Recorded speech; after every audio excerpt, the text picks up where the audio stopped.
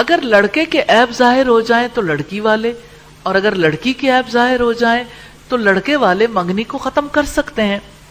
اگر کسی کے نکاح کے بعد یہ خطرہ پیدا ہو جائے طلاق ہو جائے گی، یعنی یہ رشتہ نبھ نہیں سکتا، تو ایسی صورت میں منگنی توڑی جا سکتی ہے۔ اب اگر کسی نے منگنی ختم کرنی ہو تو وہ کیا کرے؟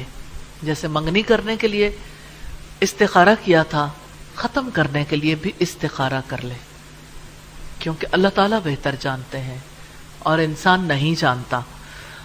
جیسے رشتہ قبول کرنے میں جلد بازی نہیں کرنی چاہیے، توڑنے میں بھی جلدی نہیں کرنی چاہیے۔ لیکن ایک بات اور ایسی ہے جس کا جائزہ لینا اس مقام پر ضروری ہے۔ دو گھرانے ہیں جن کے بچوں کے آپس میں عہد نکاح یعنی منگنی ہو چکی، اب تیسری فیملی چاہتی ہے کہ اوہو ہم لیٹ ہو گئے، اس لڑکی کے ساتھ تو ہمارے بیٹے کی بات ہونی چاہیے تھی، ہم نے تو شروع سے دیکھا تھا اور ہم لیٹ ہو گئے۔ وہ چاہتے ہیں کہ اب ایک منگنی کے اوپر دوبارہ رشتہ بھیج دیں۔ اس بارے میں شریعت کا حکم کیا ہے؟ یا ہو سکتا ہے کسی کا بیٹا ہے اور لڑکی والے یہ سمجھتے اہل خاندان ہے کہ اس لڑکی کی بات تو اس لڑکے سے ہونی چاہیے تھی، تو کیا نکاح کے پیغام پر، عہد نکاح پر کوئی اور پیغام دے سکتا ہے؟ تو نہیں دے سکتا، جائز نہیں ہے۔ منگنی پر منگنی کرے یا کسی اور کی منگنی کو توڑنے کی دعوت دے۔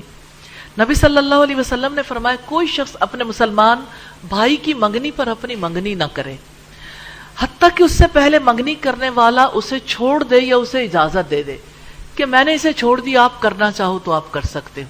اگر کوئی اپنے بہاف پر جبری نہیں، زبردستی نہیں، خود سے کوئی چھوڑ دے تو پھر ایسی لڑکی کو پیغام نکاح بھیجا جا سکتا ہے۔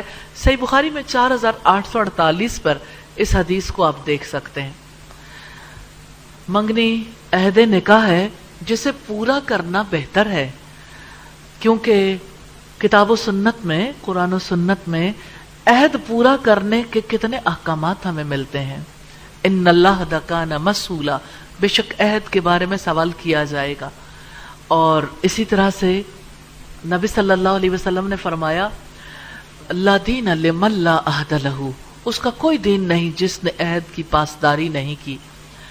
تو وعدہ خلافی کو نبی صلی اللہ علیہ وسلم نے نفاق کی علامت قرار دیا، لیکن اس کا یہ مطلب نہیں ہے کہ منگنی ہو جائے تو اسے ختم نہیں کیا جا سکتا۔ اسی طرح سے جب لڑکی کا ولی اپنی لڑکی کی مصلحت دیکھے تو اس کے لیے منگنی ختم کرنا مکروہ نہیں ہے۔ یعنی اگر وہ دیکھے کہ یہ رشتہ مجھے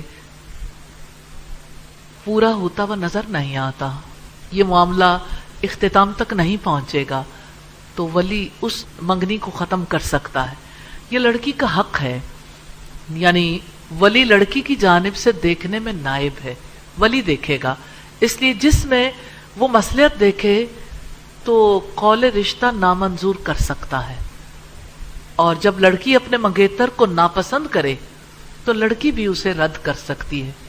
اسلام لڑکی کو بھی یہ حق دیتا ہے، کیونکہ یہ پوری عمر کا عقد ہے جس میں ہمیشہ کا نقصان، ہمیشہ کا ضرر ہو سکتا ہے، اس لیے لڑکی بھی اپنے بارے میں غور و فکر کرنے کا پورا حق رکھتی ہے۔